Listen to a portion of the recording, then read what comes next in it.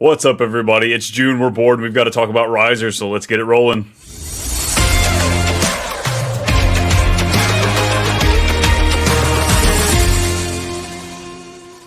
Yo, what's up, everybody? Here we go again. Another episode. It's Brennan and Brian here to break down the offseason risers for you. It's too much fantasy football here at the Fantasy Football Advice Network. Brennan, how are we doing today?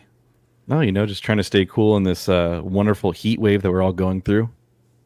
No shit. I'm sweating like mid-record. Like I've got my wife over here fanning me. It's still not enough.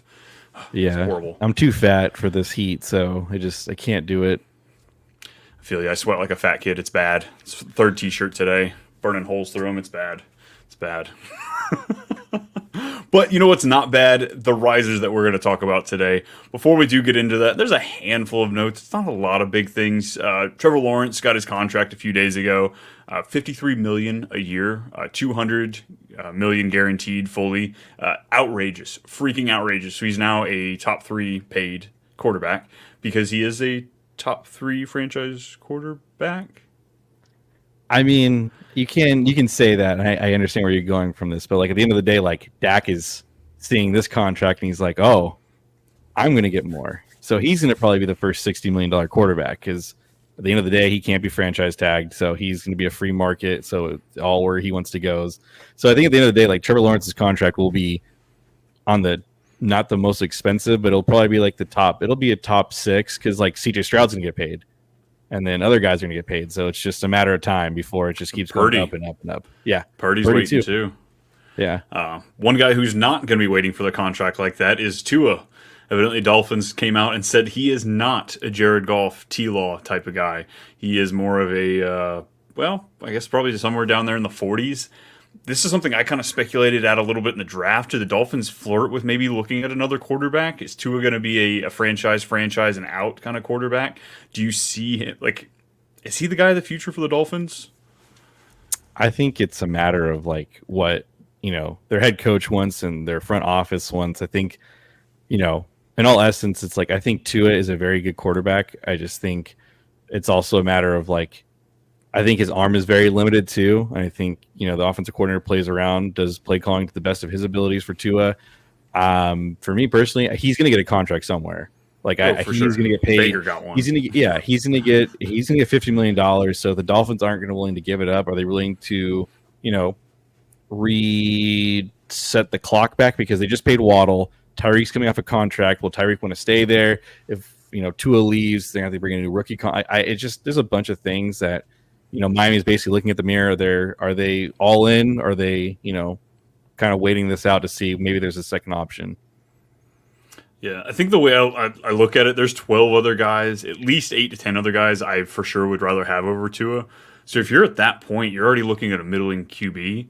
Why not roll the dice? Yeah, the situation's got to be there. You have to have some sort of plan. You can't just go into it blind like the Colts seemed to do for so long and just could not find a successor. But as long as there's some sort of free agent rookie plan in place, some sort of like bridge the gap situation, I completely understand the thing, because you're not winning a championship with some of these middling quarterbacks, or you don't typically do it. Nick Foles, you just don't see those guys win championships all the time.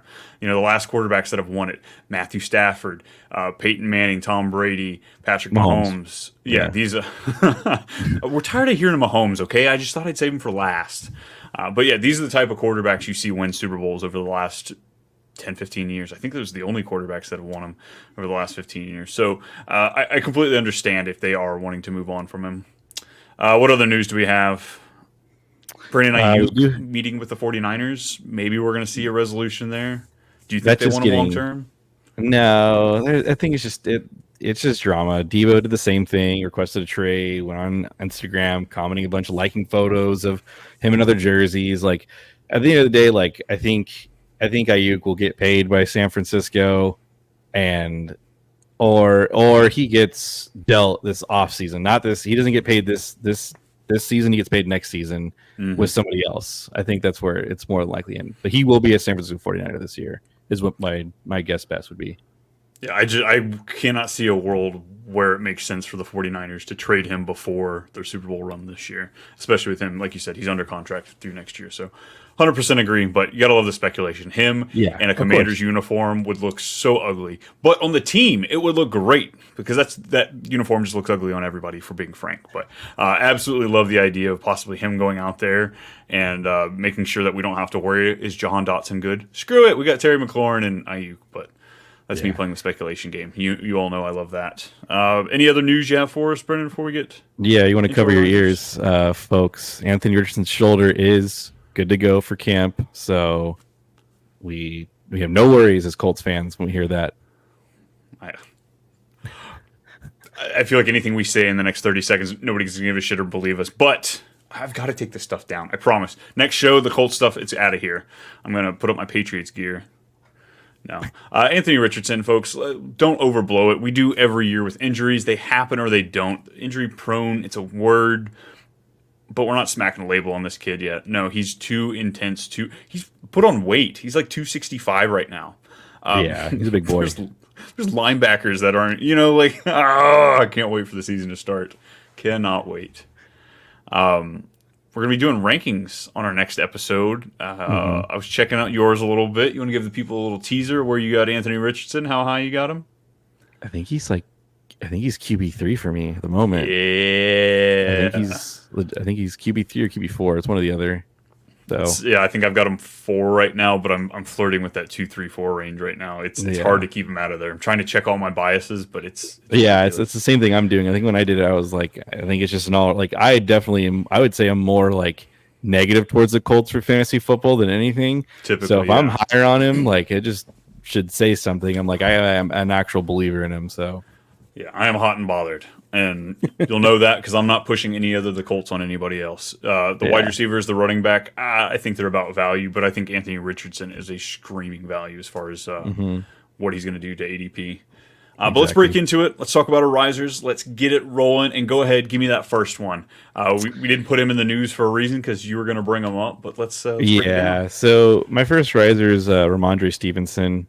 He's going 82nd overall in ADP for underdog, and typically it's where he's going to be at in most like rankings I've seen from other people. It's probably going to, I think at this point he's going to shoot up just because one, he's got a new contract with the team, so it's 4-year commitment, $36 million. I think 18 million guaranteed, just right around there. So it's right around there. So it's basically 2 full seasons they are committed to him being the running back, and so I just think it puts to bed anybody who's sleeping for Antonio Gibson to be something. I think they definitely want Rhamondre Stevenson to be the bell cow, and the coach has done nothing but praise him ever since he got in there. So I think for me, Rhamondre Stevenson is someone that's a screaming value. If you do go 0 RB build, he's a perfect. I think he could finish right like fringe top 12, top 15. So it's a pretty good guy to have because he's definitely like RB 20 or something close to that right now. Which I don't see that staying. I see him kind of climbing into those mid-teens a little bit over those question marks of the old guys like Alvin Kamara and Aaron Jones, maybe even Joe Mixon. These are guys that, depending on the lobby you're in with the players you play with, some of them just want out on these old guys. So I definitely think it's going to go up. So right now, I love the value. After you see that commitment from the team, I was a guy that thought maybe Antonio Gibson might be worth a shot in leagues this year just because of his pass catching upside. But no, the money kind of speaks to it. So I'm a big fan of it, especially at the ADP right now. Yeah. First guy I want to talk about here, I know feels like deja vu. Is it 2023 again? Brian's talking about Deshaun freaking Watson. I know. But the best part about him this year, you're not having to pay. Last year you had to get him at like QB 7, 8, 9. Horrendous. Nobody wants to pay that for a guy that definitely didn't return. But this guy, what is it? On Underdog, he's QB 21 right now. Yeah, he's QB 21. So taking him after Herbert, after Kirk Cousins, Matthew Stafford, Aaron Rodgers. None of those guys give you a ceiling that Deshaun Watson can give you. Granted, he's older than he was when he was running all over the place. I understand that. But as far as like a career, Deshaun Watson's third all-time at 20.64 points per game. Last year in the 5 games he played, he finished at 17.9. So yes, just a little below. But 2 of those games, he had the shoulder issue. So, and the other 3 games, they blew the team out by 3 touchdowns. So, I think that he could return value. I know he hasn't finished the season what'll it be, 3 seasons now? This will be the 4th one since he's finished an entire season. It's rough. It's hard, but this team's stacked as far as anyone's concerned. David Njoku for tight end. They brought in Jerry Jeudy, who we're not quite sure what their career is. But a first-round draft capital, Jag, Elijah Moore's there. There's so much. It makes you feel that, okay, somebody else made the mistake. It's not as bad if we try it. Yeah. But Amari Cooper's still there. I don't know how he's still playing ball at the ripe age of 47. This guy's been in the league since I was in middle school. It's unreal. 30. Somehow. I don't know how. He's hopping in his DeLorean, going back 4 seasons and restart. I'm not hating on Cooper. Sounds like hate. I'm just making fun of him because he's old, because he's approaching my linear of just the 30s is a bitch, man. It sucks. The amount of soreness I have 24/7. Ugh. But Deshaun Watson, I'm taking him late. I think he's a great second quarterback in 2 QB leagues. Or if you're in a redraft league where you just say, fuck the quarterback position, I'm punting, I'm taking somebody late, he's back there. And his rushing upside, there's like maybe 2 other guys within the 20s that gives you that upside. So Deshaun Watson, put it down for me. Yeah, I like him definitely as a super flex QB2. Like, I think it's a solid like floor for him for sure. I think he's also a good, like, if you take like a Tua as your quarterback 1, like, why not? Like, the upside, there's more upside in Watson than there is Tua. We've seen Tua be finished as QB1 a few weeks, but those are high weeks. I just think Watson's rushing ability, I think that's what sets the mark for him. So I agree with you on that one for sure. Yeah, Tua led the league in passing yards last year, I believe, and he still wasn't a top-end fantasy quarterback. So, 100%. The ceiling, I think there's a lower ceiling for Tua.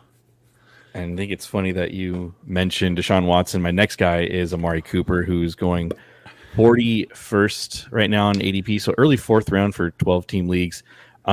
I do understand the skepticism with him, but he's the lead wide receiver on a good offense, regardless of reviews for Watson. And with Watson at the helm, he was on pace for about 77 catches, 1,350 yards with 4 touchdowns. I think he'll basically be right around that, I believe, but with more touchdown, upside. So I think with him going what it looks like as wide receiver, 20, I think he's more closer to like wide receiver, 13, 14, 15. When it's all said and done, because I just think the upside with Stefanski being the play caller there too. I think he'll get the ball more than guys like Jeudy. I think the only real competition for him will be Njoku, but I think he will still be the first look.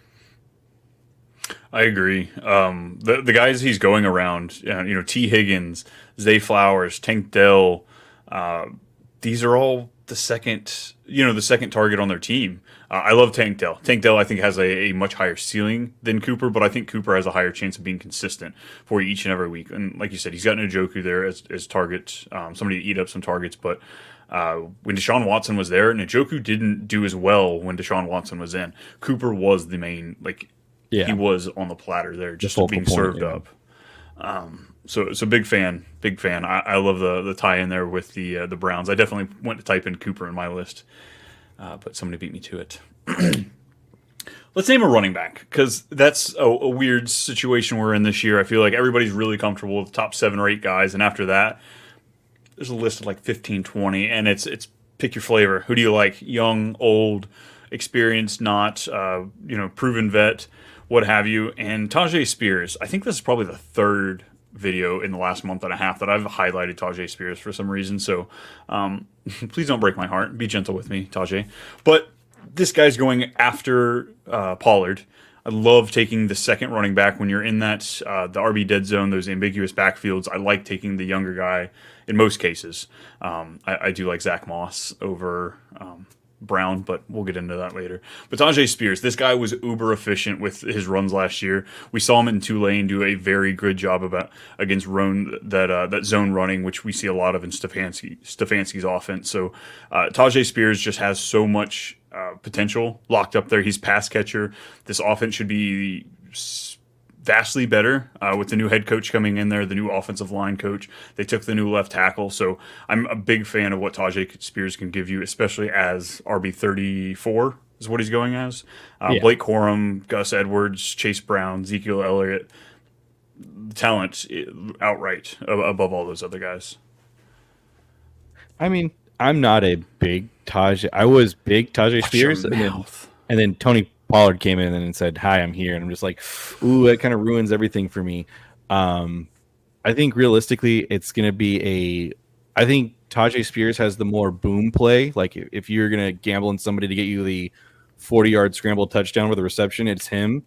And so I think it's great for that aspect. But I think at the end of the day, it's so hard to picture when you pay someone like Pollard to not at least start off like the first 8 games, getting more touches. Now I think Tajay Spears over time will show that, hey, he's got a little more juice, but who knows? I do like if you're going to throw, and like you said, the ambiguous backfield, Tajay Spears is the definition of that.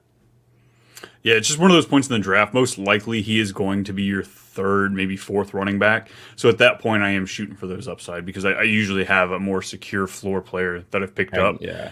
If this guy is going to be your second running back, maybe a Pollard is going to be a safer choice. Granted, you will be taking him a couple rounds earlier, but that gap's closing. I think our Tajay discount's going to be gone by the time we get to I'd price him higher more in PPR, full PPR for sure. If I had to pick between half point PPR as well. Despite both of these guys being very similar backs, I remember when the free agency signing like this happened, everybody was like, "Well, they just signed the older Tajay." It was kind of one of those situations. So they're not wrong. They said that. the way they break, the way we break this down as we get into the season, I think it's going to be incredibly interesting. So a backfield to watch on an offense that I think is going to be closer to the middle than the end. Closer to 16 offense than 32. Yeah, so my next player is Dalton Kincaid. I'm super high on him. He's going in the early 5th. I think it's like 62 was his ADP in best ball at the moment. Everyone's kind of chasing the next target leader in Buffalo since it's basically vacated nearly half of its targets last season with Diggs and Davis being gone. If I'm going to gamble on a player, I believe he's the guy they also took in the first round last year, which is Dalton Kincaid. He only had 2 touchdowns last season, and this guy was a major touchdown machine his last 2 years in college. He got 8 touchdowns in both his junior and senior year. I feel like if there's going to be a look in the red zone, it's going to be him. I just think for whatever reason, when they get down to that red zone, he's going to be a mismatch, and I think he's going to be shooting somewhere close to double-digit touchdowns if he stays on the field. I just think, and near the end of it, he had a great campaign. I think he had like the most catches in the playoff game for them, like 8 or 9 catches. At the end of the day, I just think if you're going to pick somebody out of this offense, like I know like Keon Coleman is exciting. He's fun to watch for sure in the interviews. They brought in Curtis Samuel. The only other guy I would think besides him would be Khalil Shakir. I could say it with a straight face. I was going to say, Jesus, I hope that's not true. Yeah. He's there though. It is true, and he's getting a ton of hype, which is crazy. I just think if you're going to pick somebody out of anybody, it's either him or Khalil Shakir. But I think if it's a specific onesie position, just like him being a tight end, there's just major upside with him. I think he has potential to be the tight end 1. I would agree with that. In the group of young tight ends that we have going this early, he's definitely my favorite. I think that's probably the best part about Kincaid is his ADP is lower than what you're seeing with Trey McBride and Sam Laporta. Those two guys, I just do not see finishing above Dalton Kincaid. I don't see them finishing above Mark Andrews, who's my next riser I'm going to talk about. But just right off the bat, like you said, chasing targets, Kincaid is the number 1 option in Buffalo, whereas Sam Laporta and Trey McBride are not. They just aren't, and they won't be. None of the wide receivers in Buffalo are near as talented as the ones that those other tight ends are competing with. So I'm right there with you. I think he's going to be one of the top end tight ends, but not above my riser. And is it fair? I'm taking a guy who's consistently finishing as a top 3 tight end over the last several years, points per game last year because clearly didn't finish the year. But Mark Andrews, man, I love me some Mark Andrews, and I think a lot of this is rolling through the dynasty season, or just we're coming out of dynasty season a little bit, and I've acquired so much Mark Andrews. People are ready to sell him off, take one of these brand new flashy young tight ends. The guy's not that old. Yeah, he's approaching 30 and we're just dogging Cooper for that. But tight ends, they're more like a wine than a milk. They don't spoil near as quickly. I agree. I think we get at least 3 elite, if not near elite seasons from Mark Andrews. So this like fear to stay away from, he is the number 1 target. Zay Flowers is great. But Zay Flowers, I don't think that he is the type of receiver that can be team's number one target. He's just too. He's not built for it. He's not able to withstand that beat down that Mark Andrews gets. So Mark Andrews, absolutely love him, and he's right around Kincaid too. Pretty decent pick right now, right in that 4th, 5th round. Best ball, I'm able to get him really late if you bully people and take Lamar Jackson. So Mark Andrews, my tight end riser for this year. Summer. As you were saying that with Zay Flowers, this is super random and off topic, but it just hit me in the head. A team that could really use a wide receiver one would be the Ravens, and then trading for Brennan and Brian. Yeah, just imagine that. Like if you're willing to do it, just go all in, put your chips all in. That'd be just crazy. Talk about a guy that would complement the other two pieces immensely. Exactly. That would be Ravens. You're looking for a junior GM. I'm your boy. Too bad he's got a contract with me. Back off. Aussie. Yeah, exactly. I love Mark Andrews. I think I have like 35% share of him in best ball. It's crazy. I'm just like 5th round, Mark Andrews. Yeah, well, the receivers suck. If Christian Kirk and Cooper's not there, I go to Mark Andrews every time. Yeah, I have so much Mark Andrews stock. It's crazy. I need to stop with that. My next guy is a rookie quarterback. It's Jaden Daniels. He's currently going 101, probably mid to late 8th typically. I just think rookie quarterbacks are always sketchy to start out of the gate, but the tape speaks for himself for him. He's clearly not afraid to run the ball, and since dual threat quarterbacks have been in the league, they're superior to basically any pocket passing quarterbacks.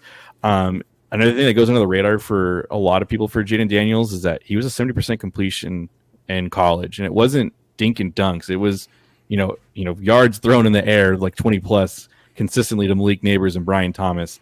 I just think when you see where he goes and the upside, let me just ask you this, like Jared Goff or Jaden Daniels? Jaden Daniels. Okay. Tua or Jaden Daniels? Jaden Daniels. Brock Purdy or Jaden Daniels? I'm a swing for the fence kind of guy. With their ADP being so close, I'd rather take Jaden Daniels because his ceiling is so much higher than Brock Purdy's would be. Exactly. I think he's more closer to Kyler Murray and Jordan Love where they're going than the other guys I just mentioned. I'm always taking Jaden Daniels a little bit earlier just because I know the upside of him. He doesn't have to be the best quarterback. Like we saw Justin Fields, lose a bunch of games, but still was like quarterback one because of all the rushing upside. And I think he's a better rusher than Justin Fields. Mm-hmm. I agree. So, and if they get Ayuk, like I keep pushing, because I'm going to be the new GM, he'll be crushing it. Next guy, I've got a wide receiver. A wide receiver I'm going to throw out there, DK Metcalf. Talk about a big body man. A guy that just, he puts you to shame. I don't even think he can wear a shirt just because it all just comes freaking bulging out. This man is built for the end zone. He is a double-digit touchdown kind of guy. And I see the Seattle team bouncing back. We've got a new offensive coordinator in there. We're ready to shake things up a little bit, really push Geno. JSN should be coming into his own, really helping to evolve this offense. And I just don't see how DK Metcalf consistently finishes in the top 24 every year. Every freaking year. So, why miss out on that? When you're not having to take him as your wide receiver 1, you're able to take a stable, consistent wide receiver 2 with that upside of giving you a 10, 12, 14 touchdown season. This is the kind of guy that I like to build in my team. The way I construct my roster, he is just he's a focal point. He's like the lawn gnome. You have to have a lawn gnome in your yard, otherwise you're the weirdo without lawn decorations. He's my lawn gnome. I'm the weirdo without lawn decorations. What? I was about to say, Brennan, you seem like a 6 or 7 kind of lawn gnome kind of guy, like a picnic table set up. They're all eating like a lunch kind of thing. Come on. No, I got on my home decor saying "Go away" as my front door. No, I do like DK a lot this year. I think it's hard to say he's undervalued because the other wide receivers ahead of him. The only guy that for sure I'm taking ahead of him is Marvin Harrison Jr. Again, I think we'll talk about him maybe in the next episode here, possibly. But I like where he's going 16th as a 16th wide receiver, somewhere around there. I think he's more closer to 10 than he is 15, in my opinion, if he were to finish at the end of the year. Yeah, I've got him at wide receiver 20 here on Underdog. Granted, we're talking redraft here, folks. Too much best ball over here is dripping on him a little bit, so might be what I'm looking at more because Malik Neighbors, DK Metcalf. I'm taking DK every time. Yeah, I'm gonna take DK too as well. DJ Moore, which one? DK. I'm still taking. It's still DK for me over DJ Moore. Wicked DJ? No DJ? No, I'm for sure. No, I like DJ Moore, but if I'm gonna pick somebody, I'm gonna pick DK over DJ. Yeah, I think DJ is playing with a little bit more risk than I want to right now. I've been cooling on Chicago over the last month. I was really Okay. excited, and I think I'm coming down to earth a little bit. The draft hype is wearing down. Fair enough. My next guy is Jaden Wall, Jaylen Waddle. Sorry, I'm getting Jaden Daniels above it. Jaylen Waddle. He's actually picking up a lot of steam as of lately. He's going about like pick 20 so far, so late second. I just think out of the five I have, I think he's a little undervalued. When it comes, I think by the time we see like August, he'll be more closer to like Chris Olave than he is where he's at right now. When I'm looking at the rankings that I have right now, Jaylen Waddle is currently wide receiver 19. I think I'd rather have him over Drake London. I think I'd rather have him over Devontae Adams too. I think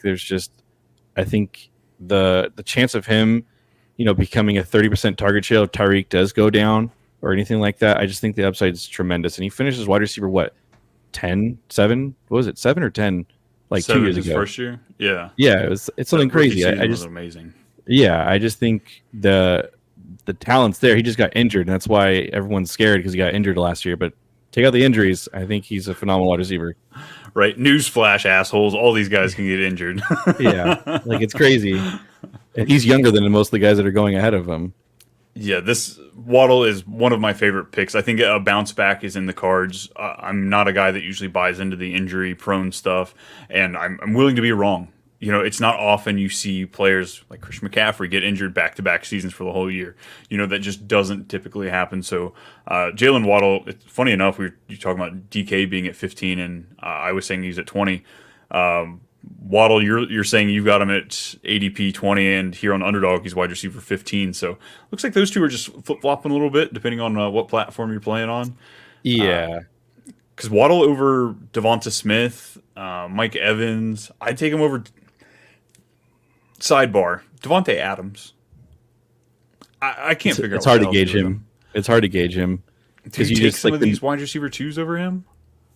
Yeah, there's some I would because like we saw. I mean, like Gardner Minshew made Michael Pittman Jr. have his best season, I guess, quote unquote. But like, how much of that was Shane Steichen's play calling compared to Gardner Minshew actually being quarterback? I think that's a big play into it as well. I don't think the offense that you're going to get over there in Vegas is going to be quite as complex. But yeah, especially when they're dealing with bankruptcy. I don't know if you saw it. Sorry, sidebar, folks. The head coach for the Raiders has declared bankruptcy for buying a lot of cars he shouldn't, apparently. I did see that. I guess I didn't really see why. I just figured he's playing the tables too much. Nope. God, could you imagine? Yeah. And he might not even be there next year. So that payday could be gone. Yeah. My final guy I want to talk about is Christian Kirk. Yes, the 2022 where'd he come from guy, the guy that got paid so much money in free agency, reset the wide receiver market. Yeah. And look at him now, a screaming value. And I think this guy at wide receiver 30 on Underdog, I think he is going to crush and easily be a top 20 wide receiver. We've seen him be a favorite of Trevor Lawrence, so we got rid of Calvin Ridley. And yeah, we brought in Brian Thomas. I 100% believe that he's going to be involved. He's going to catch some touchdowns, but right there at the beginning, no. And is it going to be consistent? Probably not. So Christian Kirk is going to be the consistent piece. Evan Ingram's there. He's going to be a part of it, but Christian Kirk he had multiple touchdown games in that year. So I'm super excited to see what he can do, and the risk is virtually gone. Yeah, it's crazy. I'm looking at it on the Fantasy Pros rankings. He's currently wide receiver 32. Ew, come on, folks. It's hard to imagine he doesn't finish as like wide receiver 24, no matter what. I just think with Trevor Lawrence, no matter what, he's going to pepper him with targets, receptions, maybe not as many touchdowns, but I just think like he will have a consistent of like the steady floor. I mean, a floor of like 6 receptions, 50 yards. Like that will be his floor every game. And I also be his ceiling throughout the season. But again, that is a very, very safe floor that gets you a wide receiver 2 numbers that you're drafting as your wide receiver 3 or wide receiver 4. Yeah, exactly. Yeah, I'm taking him over Stephon Diggs. I'm taking him over Zay Flowers, T. Higgins, George Pickens, but that's just I've got my own issues. I'm still trying to work out with the Steelers. I'm taking him over, Terry McLaurin, Hollywood Brown, all those guys that are going around him. Did you say Stephon Diggs? Yeah. Okay. That's where I think that's where I'm at the line. I think I'm at the line where I'm like, I don't know. Like it's like No way. if I'm chasing for upside, like and I get the whole. I mean, we're going to talk about Stephon Diggs later for fallers probably. I just think like when you think about it, I know the name. I think the name is still it's enticing to me over for Stephon Diggs and Christian Kirk. I'm just like I can't do that. Stephon Diggs. Can't do it. You know what else we can't do? We can't keep going. We got to bring this episode to a close. We got to shut it down. Everybody, we can't thank you enough for coming to hang out with us, checking out all of our risers. Check out in the description. We've got all the risers there if you want a recap of it. But Brennan, before we get out of here, tell the folks what you're working on, where can they find you? Well, they can find me on Twitter at FFAN BMulk, and then you can find me on the Facebook group page for the Fantasy Football Network advice. You can also find me laughing at the New York Giants Hard Knocks video, the intro. I don't know if you've seen that. That is the greatest thing ever. If you haven't seen that yet, go watch it. You just need to watch the first 30 seconds. It's another shot at Atlanta, folks. Sorry. I just had to laugh at it. Yeah, Atlanta's going to be haunted by that draft pick up until Penix is amazing. Until he takes him to the Super Bowl this year with a hurt Kirk Cousins, they're never going to see the end of it. But yeah, you're going to find me all over the Fantasy Football Advice Network's YouTube page. I've got Too Much Fantasy Football here with Brennan, and then Too Much Best Ball, usually by myself. But check me out on Twitter at @too_much_Brian. And until next time, we'll see y'all.